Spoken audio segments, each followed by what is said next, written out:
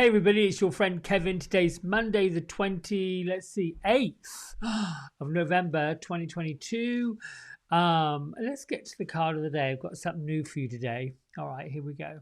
So I put the sort of like Oracle deck to rest and decided to get out my tarot cards this morning and wasn't really sure what deck to use. Guardian Angel Tarot came to mind, and then I came upon the very first Guardian Angel Tarot card deck that Radley did. And I don't know if this was through Hay House, because there doesn't seem to be a publisher's acknowledgement on it, and it doesn't seem to be an illustrator on it, but they're quite delightful, these cards. Now, I will say this. Later on, Hay House did commission Radley to create the second version of this same deck. As you can see, much bigger cards and obviously illustrations by Dan Craig, and then you've got the Hay House mark on the side as the publisher. But for today, I'm going to go and use this traditional deck just to see what messages we get. So here we go, shuffle the cards. I mean, the back of these cards is just quite delightful. Father in the sky, mother in the earth, angels, ancestors, ascended masters, thank you for revealing to me what I already know and for trusting me with your guidance. I ask for a message for all to uplift us and to be for the highest good of all who hear it. All right, I'm just going to go with the top card. All right, here we go. So this deck claims to have a guidebook, but there wasn't one in the box, so I'm not quite sure how that happened. But here we see a card about letting go. And here is it's number 13. So, of course, the number 13 in traditional tarot is a death card.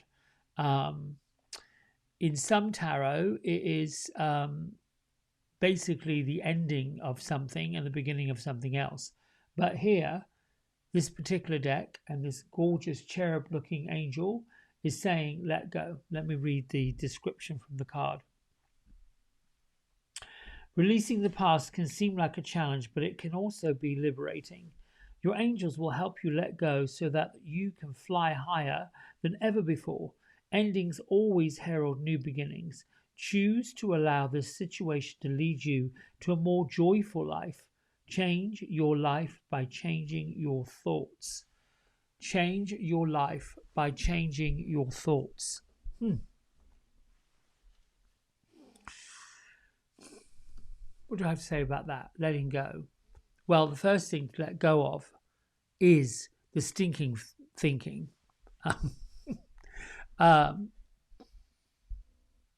Typically when things are not quite going the way we anticipated, and I've talked about this over and over, this seems to be a repeating message. You turn a corner, something changes, you make a decision, and it sort of gets bumped up against a bit of a detour. The old way of being, and what I think today's energy is asking us to do, is to let go of the old ways of thinking. So I'm being guided to pose the question to you: is there a pattern in the way that you respond and react to situations that pop up?